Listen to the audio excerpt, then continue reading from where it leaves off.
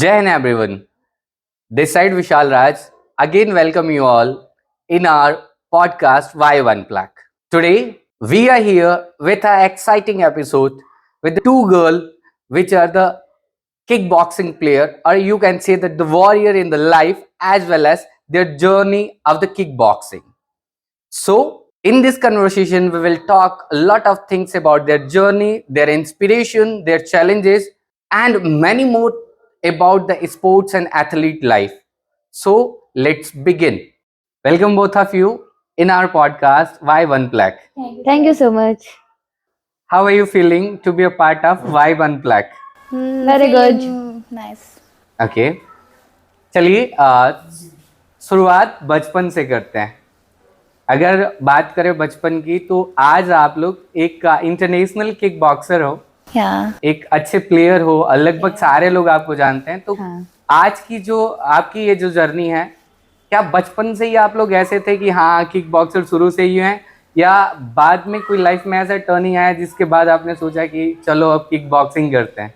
नहीं ऐसा कुछ ना था. स्टार्टिंग में हम तो जैसे नॉर्मल सारे गर्ल्स स्कूल जाना, पढ़ाई करना अपना रेगुलर. फिर उसके बाद लाइफ में एक टर्निंग आती है जहाँ हम गेम को लेके इंटरेस्टेड होते हैं. ऐसे ही जब हम 8th क्लास था हमारा, फिर हम अपनी कोचिंग से होता है ना, कोचिंग जाते हैं, फिर हम आते हैं वापस घर. तो फिर मैच था हमारी फ्रेंड का, वो गई थी स्टेडियम, तो उसने बोला चलो आज हमारा मैच है, देन तुम हमारे साथ देखने चलो.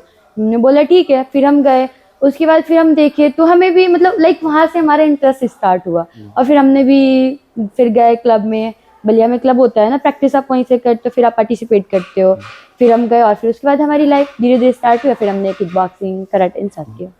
तो जिस मैच में आप गए थे वो किस चीज का मैच था, किक बॉक्सिंग का या कराटे का? किक बॉक्सिंग का था. अच्छा, किक बॉक्सिंग का था. ज्यादातर हम किक बॉक्सिंग ही खेलते हैं. तो किक बॉक्सिंग में क्या था, वहाँ क्या ऐसी चीज हुई जिससे लगा कि चलो हम भी स्टार्ट करते हैं किक बॉक्सिंग?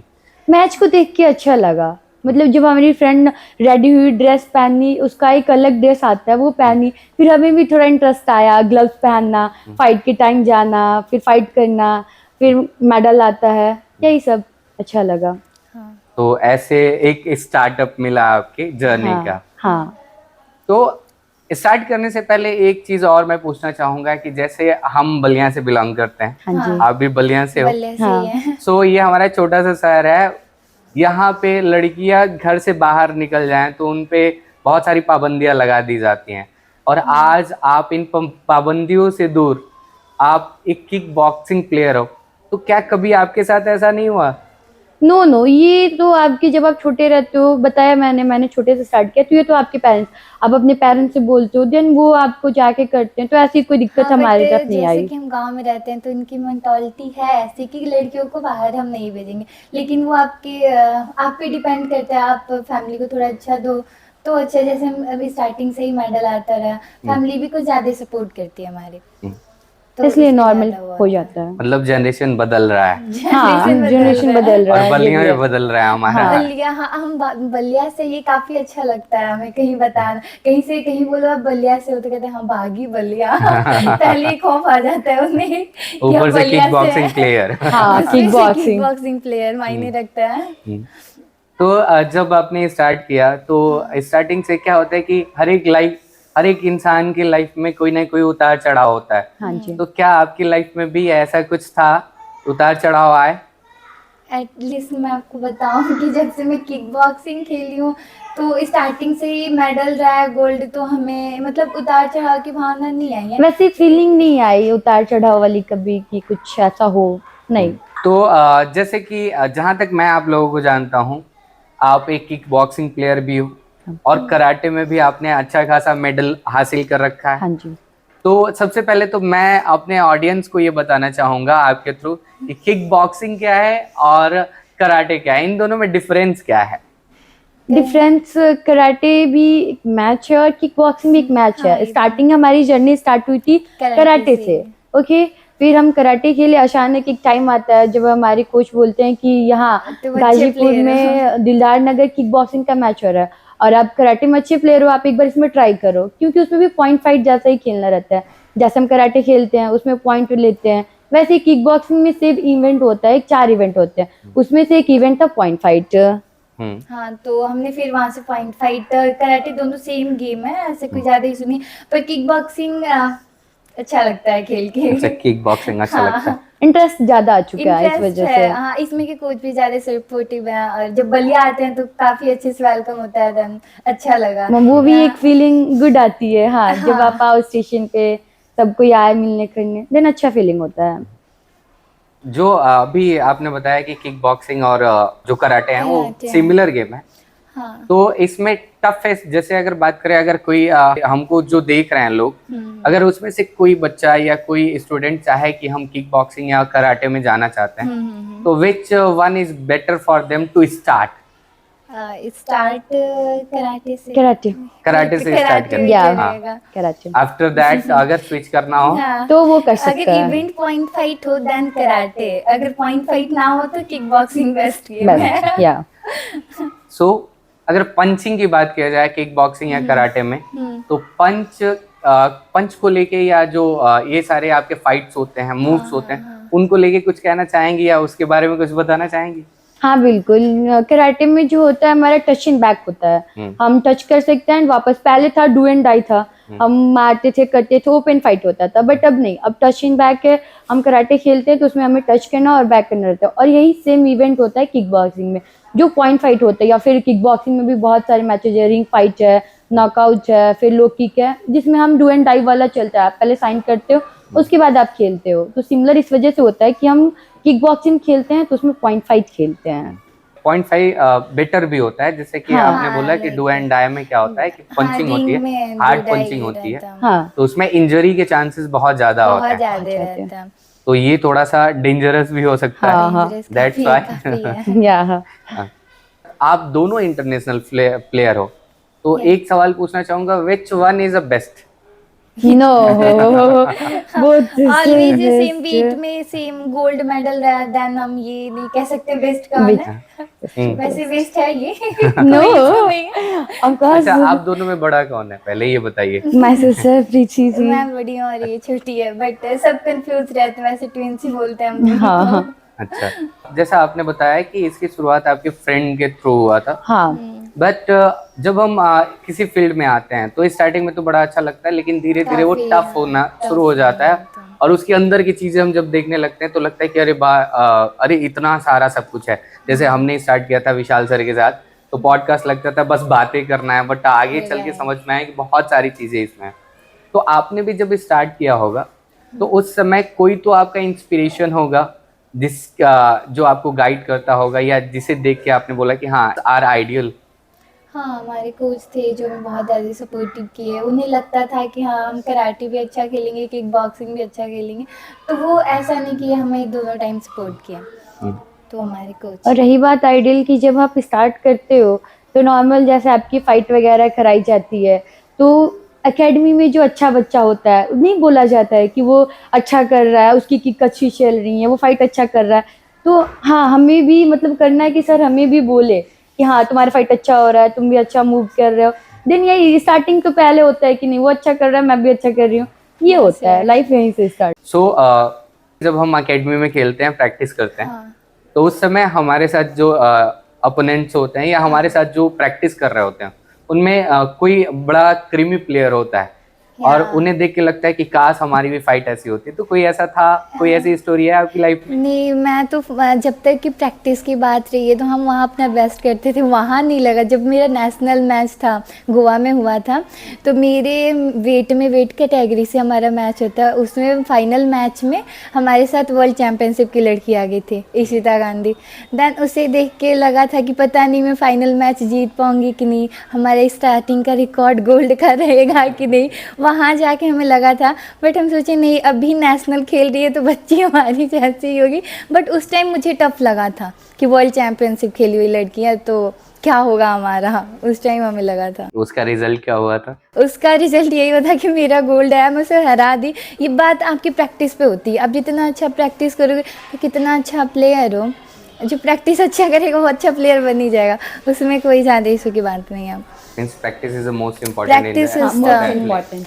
प्रैक्टिस के ऊपर आपका डिपेंड करता है। कोई भी चैम्पियनशिप हो, आप प्रैक्टिस करो, क्योंकि उसमें कौन से बच्चे आ जाएगा, न्यू समझ के उसे छोड़ो नहीं। ये बात था। एक एथलीट जो होता है वो अपनी पर्सनल लाइफ को भी मैनेज करता है और साथ में प्रैक्टिसेस को भी मैनेज करता है, और बार बार कोई हमेशा इवेंट होता रहता है। तो आप इतने मतलब पजल्ड लाइफ में अपने आप को बैलेंस कैसे करते हो, मेंटल स्टेबिलिटी कैसे आप क्रिएट कर लेते हो?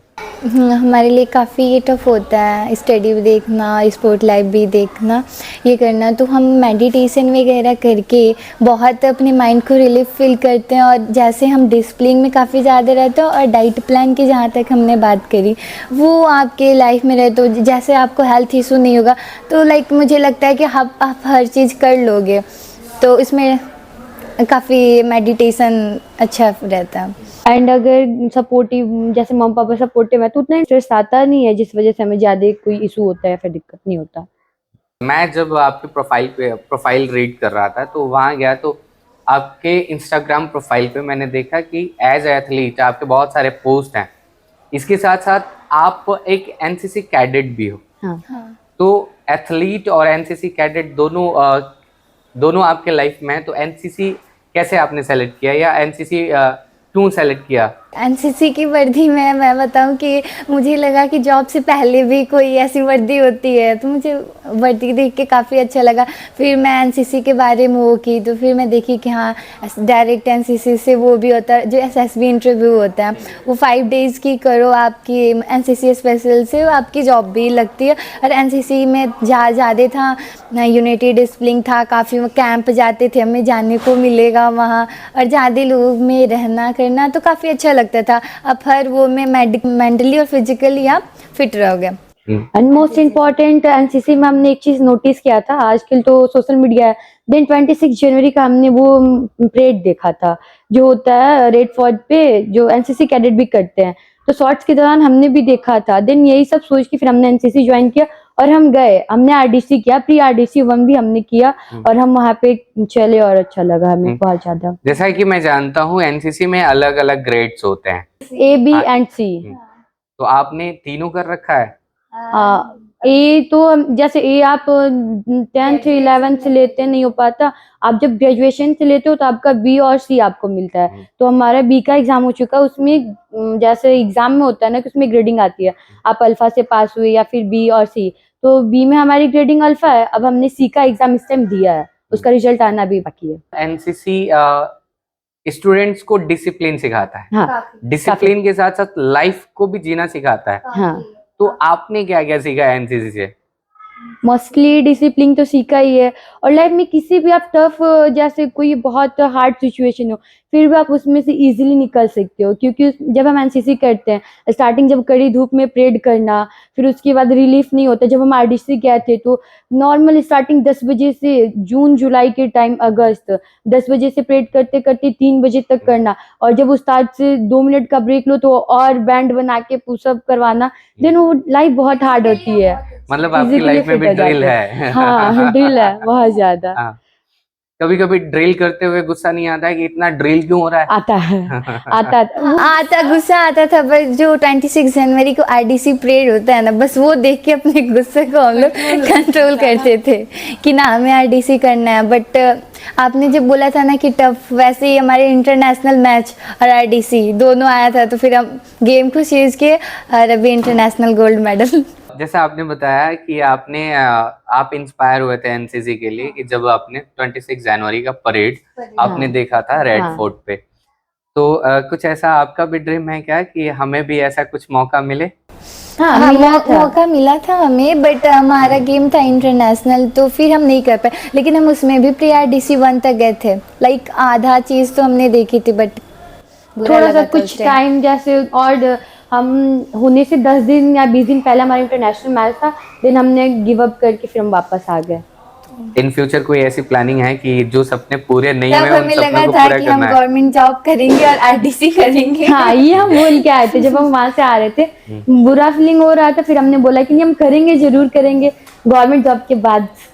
हाँ, उसमें भी क्योंकि हमारी हाइट मतलब थी, ऐसे हमारे सर कह रहे थे कि अच्छी है, कर लोगी आरडीसी कर लो। फिर इधर कोच कह रहे थे नहीं तुम्हें मेडल लाना है, फिर बोले ठीक है, अब कोच की बात मतलब माननी पड़ी। ये तो एक कहा जाता है धर्म संकट, हाँ, ये बहुत आपके लिए ज़्यादा था। है, हाँ। काफी ज्यादा। चूज़ नहीं कर पा रहे थे हम कि क्या लें एनसीसी या वो हमारा ड्रीम था 26 जनवरी को परेड करना और एक इंटरनेशनल मैच, ये भी इंडिया का जर्सी।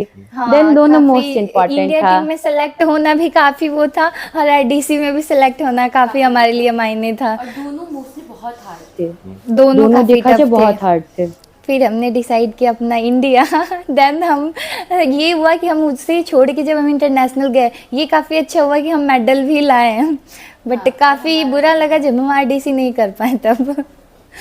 एक एथलीट की लाइफ में मेडल बहुत ज्यादा मायने रखता है, तो आप लोग मेडल को किस तरीके से देखते हो? एक जीत या इज्जत या एक गौरव? तीनों, जीत भी है वो हमारी, इज्जत भी है और गौरव भी है। क्योंकि आप एथलीट हो तो रही बात जीत, गौरव और इज्जत, तो जीत तो आप जाते हो, मैच करते हो तो वो तो आपका रहता है, माइंडसेट रहता है कि हाँ हमें जीतना है, हमें फाइट करना है। और गौरव वो तो फिर होता ही है, जब हमारा गोल्ड मेडल आता है तो वो खुद ब खुद हो जाता है। और इज्जत तो बहुत मिलता है, अगर आप मैच जैसे खेल रहे हो, आपका मेडल आया ठीक है, अगर नहीं आया तो 2 मिनट के लिए हाँ, आपके कोच आते हैं, कोई बात ना, नेक्स्ट टाइम ट्राई करना। बट लेकिन वो जो आप उस टाइम खुद पे फेस करते हो वो बहुत, मतलब सच बेकार सा फीलिंग होता है। फिर आप कहते हो नहीं, हमें और मेहनत करना चाहिए, हमें जीतना है, हमें मेडल लाना है, तो मेडल बहुत ज़रूरी है। हमारे साथ भी बहुत सारे ऐसे मोमेंट हुए हैं जो एक हंसी भी देते हैं और आंसू भी देते हैं। हाँ, जब हमारे मेडल पे हमसे ज्यादा खुश हमारे पेरेंट्स होते हैं। काफ़ी अच्छा लगता है जब हमारे मेडल पे पेरेंट्स खुश हों। बट एक मेडल आप नहीं लाते, आपके पीछे जो अगर आप इंडिया के लिए खेल रहे हो तो वो मेडल हमारे लिए नहीं रहता है, वो पूरे इंडिया के लिए रहता है, और पेरेंट्स खुश होते हैं, ये काफ़ी अच्छा लगता है। और हाँ, क्योंकि उन्होंने हमें सपोर्ट किया है, वो हमारे पीछे, हमारे साथ-साथ उनका भी तो सपोर्ट है हमारे लिए। मॉर्निंग में उठते हैं हम, जैसे करते हैं, फिर वो हमें उठाना, कभी हमारी नींद ना पूरी होती है, उठो बेटा प्रैक्टिस करो, तुम्हारी मैच पास में है। अगर हमें कोई बात होती है तो हम अपनी मम्मा से शेयर करते हो, फिर वो हमें एक सजेशन भी देते हैं कि नहीं आप ऐसे नहीं, ऐसे करो। देन मोस्ट इम्पोर्टेंट होता है वो। और वो फीलिंग काफ़ी गुड रहती है, काफ़ी अच्छा लगता है हमें उस टाइम।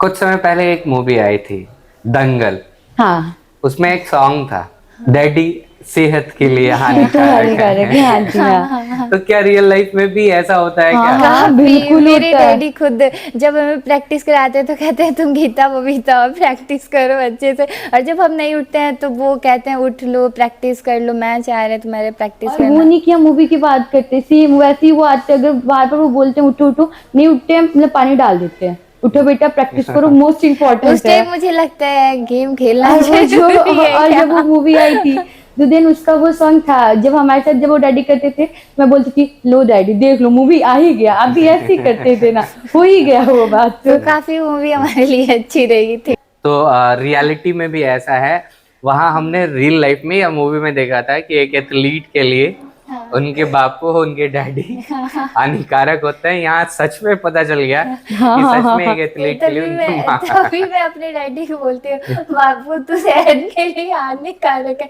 वो बोलते हैं नहीं बेटा तुम प्रैक्टिस करो, और कुछ बट वो हो ही जाता है, हम बोल ही देते हैं। जब वो मूवी लॉन्च हुई थी तो बात वो आ ही जाते थे, हम जब करते थे प्रैक्टिस और फिर नहीं उठ पाते थे उसके नखते, तो डैडी बोलते थे, तो हम बोलते थे नहीं पापा तू तो सेहत के लिए हानिकारक है। उस समय तो हमें लगता है कि आज पापा इतना ज्यादा परेशान कर रहे हैं, लेकिन जब मेडल आता है तो वो सारी चीजें आंखों के सामने घूमने लगती है। हाँ, वो सारी चीज़ें हमें उस टाइम अच्छी लगने लगती है जब मेडल आता है। और जब मेडल, ऐसा नहीं है कि अभी अभी तक मैं सोचती हूँ कि कभी ना मेडल आए तो वो फीलिंग कैसी रहती है, पर ऐसा कुछ है नहीं। कभी जब आप गेम खेल के आए हो या स्टार्टिंग की बात किया जाए तो कभी आपने ऐसा फेस किया है क्या कि लोग बोलते हैं कि अरे लड़की होके किक बॉक्सिंग कर रही है, या आपके फादर को किसने ऐसा कुछ कहा हो? मेरे फादर को जब हमने गेम स्टार्ट करी थी किक बॉक्सिंग, तो कह रहे हैं बच के रहना, लड़की है, मतलब ऐसा ऐसा टोंट कहते हैं। मतलब अगर आप गांव में हो तो इतना तो मेंटालिटी अभी उनकी उतनी वो नहीं हुई है, तो इस पे आपको आपकी फैमिली जो है वो अगर चीज़ों को समझ ले तो आप आगे जा सकते हो, इसमें कोई ज़्यादा इशू नहीं हाँ, है। अगर आपकी फैमिली उस चीज़ में सपोर्ट नहीं करती है तो देन वो नहीं हो पाता है, क्योंकि आप मोस्टली गांव में जब आप रहते हो तो होता है आपके फादर को भी टोन सुनने को मिलता है, बच के रहना, फिर कहीं तुम पे ही ना ट्राई किया जाए, बहुत दिक्कत ना हो आगे लाइफ में। फिर मेनली जब मैरिज करने जाओगे तो लड़का पहले डर जाएगा कि किक बॉक्सिंग प्लेयर है, ये बातें सुनने को मिलती है। और जब हम इंटरनेशनल खेल के आ गए, जब हम यहाँ के प्रधानमंत्री जब हमें ज़्यादा वो के जब स्कूटी मिला, ये हुआ, मतलब ज़्यादा न्यूज़ वगैरह में, तब उन्हें लगा कि नहीं, गेम को भी हम वैल्यू दे सकते हैं। तो यहाँ के लोगों को मतलब दिखाना कुछ ज़्यादा ही हाँ, जरूरी तब से होता है। वो गांव के लोगों में भी थोड़ी हुई, क्योंकि वो परिवहन मंत्री जो दयाशंकर सिंह जी हैं, वो जब हमारे गांव में हमारी ही स्वागत के लिए आए पर्सनली, तब उनको रियलाइज हुआ कि नहीं, गांव वालों को भी कि नहीं, कुछ तो बात है स्पोर्ट्स में। देन उनको तब रियलाइज हुआ। सही बात है। हमारा समाज बदल रहा है, लेकिन आज भी समाज के बहुत सारे ऐसे कोने हैं जहाँ इस तरह की बातें देखने को मिल जाती हैं। हाँ बिल्कुल। अभी तक आपने इंटरनेशनल गेम खेले हैं, हाँ जी। आगे की क्या प्लानिंग्स हैं? आगे हमारा वर्ल्ड चैम्पियनशिप थाईलैंड हो रहा है, तो उसमें भी हमें बेस्ट देना है। जैसे अभी तक हमारे कोच बोले कि मैं गोल्ड सिल्वर, मतलब सिल्वर गोल्ड और ब्रॉन्ज होता है, तो मैं 2 मेडल तो नहीं जानता, तुम्हें गोल्ड ही लाना है। तो हमें अभी भी है कि अकॉर्डिंग हम प्रैक्टिस भी बहुत हार्ड कर रहे हैं, क्योंकि इंटरनेशनल पे मेडल लाना, फिर वो सारे रिकॉर्ड कहीं break ना बनाना। हो जाए, और फिर थाईलैंड के लिए हम बहुत प्रैक्टिस कर रहे हैं कि उसमें भी हमारे रिकॉर्ड बना रहे हैं। तो अगर बात करें अभी आपका इंटरनेशनल के बाद वर्ल्ड चैंपियनशिप है हाँ, थाईलैंड वर्ल्ड में। चैंपियनशिप। थाईलैंड में। तो इस मैच के दौरान जब आप प्रैक्टिस कर रही हैं तो सबसे टफ क्या लग रहा है? ये चीज बहुत टफ है। जब हम इंटरनेशनल मैच में गए थे तो आउट ऑफ इंडिया के प्लेयर को हमने देखा था, वो गेम कर रहे थे, लग रहा था जैसे उनका वार्म अप चल रहा है, उनकी प्रैक्टिस मतलब काफी अच्छी, देख के नहीं आपको फील होता है कि हाँ ये प्लेयर कैसा है, आपको फीलिंग वैसी आती है। मैं उस अकॉर्डिंग हम भी प्रैक्टिस कर रहे हैं कि हम भी इस टाइम वैसा ही खेलें। अच्छा, अगर आप बड़े प्लेटफॉर्म पे जा रही हैं तो प्रैक्टिस करने का टाइमिंग भी बढ़ा होगा, तो अब बिल्कुल। कितने घंटे आप प्रैक्टिस करती हैं इसके लिए? मॉर्निंग में 2 घंटे और फिर से इवनिंग में 2 घंटे। प्रैक्टिस वही है, क्योंकि हमें टाइम नहीं मिल पाता कि जैसे मैं आपको बताई, एनसीसी कैडेट, स्पोर्ट, दैन पढ़ाई, उसमें भी बेस्ट रहना, तो टाइमिंग वही है, प्रैक्टिस की टाइमिंग वही है। बट आप अगर डेली प्रैक्टिस करोगे तो ये मायने नहीं रखता कि आप कितने घंटे करते हो, ये मायने रखता है कि आप प्रैक्टिस क्या डेली कर रहे हो। तो स्पोर्ट की लाइफ में प्रैक्टिस से ज़्यादा ज़रूरी वो डेली ज़रूरी है। तो आपको लगता है ऐसा कि आप इतना ही बस टाइम दे रहे हो अपने स्पोर्ट्स को, ये क्या काफी है वहाँ के लिए? हाँ, मेरे अकॉर्डिंग तो काफ़ी है। हमारे अकॉर्डिंग तो अच्छा, ठीक है। माँ बाप की दुआएं और भगवान का आशीर्वाद अगर रहे तो कोई भी मुकाम हासिल किया जा सकता है। मान लेते हैं अगर आपका वर्ल्ड चैंपियनशिप में मेडल आ जाता है, तो उसके बाद सबसे पहला काम क्या करना चाहेंगे आप? जब हमारा मेडल आता है, सबसे पहला काम हम अपने डैडी और मम को कॉल करते हैं। हाँ, ये हमें बहुत खुशी मिलती है, हाँ डैडी हम मैच जीत गए, हमारा मेडल आ गया, ये खुशी बहुत ज़्यादा जरूरी होती है। चलिए आपके सामने एक सिचुएशन रखते हैं, जैसे आपने अभी बताया कि जब आपको रेड फोर्ट पे जाके परेड करने का मौका मिला था, उसी समय आपका इंटरनेशनल मैच था, तो आपने अपने इंटरनेशनल मैच को सेलेक्ट किया या प्रेफरेंस दिया। हाँ, तो अगर ऐसा होता है कि अगर आपके पास ऐसी सिचुएशन आती है कि एक तरफ आपका एसएसबी है और दूसरी तरफ एशियन गेम में सिलेक्शन का या एशियन गेम में जाने का मौका मिलता है, तो उस समय आप क्या करोगे? आपका चॉइस क्या होगा? मेरा चॉइस, जैसे मैं उस टाइम आरडीसी छोड़ी वैसे एसएसबी छोड़ूंगी, मेरा चॉइस एशियन गेम ही रहेगा। Of course Asian game. Same. Same. अगर जो भी स्टूडेंट आप लोगों को देख रहे हैं, बहुत सारे लोग आप लोगों से इंस्पायर भी हैं, तो अगर वो अपनी journey as a kick boxing player शुरू करना चाहें तो उनके लिए आपका क्या मैसेज होगा? सबसे पहली बात तो आप उसमें इंटरेस्टेड हो तो आप उस बात को समझोगे। अगर आप किक बॉक्सिंग में इंटरेस्टेड हो, देन आपको भी फिर स्टार्टिंग से फिर स्टार्ट करना पड़ेगा, प्रैक्टिस करना, फिर रेगुलर उस चीज़ पे फोकस करना कि अगर आपको बनना है किक बॉक्सिंग में मेडल लाना है तो फर्स्ट प्रैक्टिस एंड फोकस आपको मतलब बहुत ज़रूरी है। टारगेट करिए अपने गोल पे, उसके बाद आप उसको अचीव करेंगे या फिर बन पाएंगे। कोई भी बच्चा खेलना चाहता है या अपना अच्छा करना चाहता है किसी भी स्पोर्ट्स में, चाहे वो किक बॉक्सिंग हो चाहे कोई भी स्पोर्ट हो, हाँ। बट क्या होता है कि आज भी हमारे समाज में ऐसे पेरेंट्स हैं, ऐसे लोग हैं जो इन बातों के खिलाफ होते हैं या वो नहीं समझ पाते अपने बच्चों को, तो उनके लिए आपका क्या मैसेज होगा? अगर आपका बच्चा बोल रहा है कि हमें खेलना है, तो पेरेंट्स को वहाँ पे सपोर्ट करना चाहिए, क्योंकि जिसमें आपका इंटरेस्ट है दैट आप उसमें ही बेस्ट कर सकते हो, ना कि आप किसी और चीज़ में बेस्ट कर सकते हो। तो आपके बच्चे को जिसमें इंटरेस्ट है आप दैन उससे वही कराओ जो करना चाहता है, बट हाँ वो अच्छा होना चाहिए। और रही बात पेरेंट्स और बच्चों की, तो इन दोनों के बीच में ट्रस्ट और अंडरस्टैंडिंग होनी ज़रूरी है। अगर बच्चा बोल रहा है कि हमें स्पोर्ट्स में जाना है, तो पेरेंट्स को उस पे ट्रस्ट होना चाहिए कि हाँ, हम एक बार ट्राई करते हैं, और बच्चे को भी होना चाहिए कि हाँ, हमारे पेरेंट्स हमारे ऊपर ट्रस्ट किए, तो हमें भी मेहनत करना है और फिर कंटिन्यू, अगर हम जिस चीज़ पे फोकस कर रहे हैं, वो स्पोर्ट्स हो या फिर पढ़ाई, हम उस पे अपना मतलब टारगेट फिक्स रखें। इस पॉडकास्ट को यहीं खत्म करने से पहले एक छोटा सा क्विक क्वेश्चन राउंड हम लोग करेंगे, ओके। जिसमें कुछ सवाल होंगे हमारे, जिसका जवाब आपको बिना सोचे समझे देना है या बिना सोचे देना है, क्विक आंसर देना है। ओके। क्या आप लोग कंफर्टेबल हैं इसमें? Yes yes sure. आपकी गेम में आपके द्वारा सबसे ज्यादा किया जाने वाला मूव, किक। डर सबसे ज्यादा किसको लगता है, आपको या आपको? इसे दीदी को।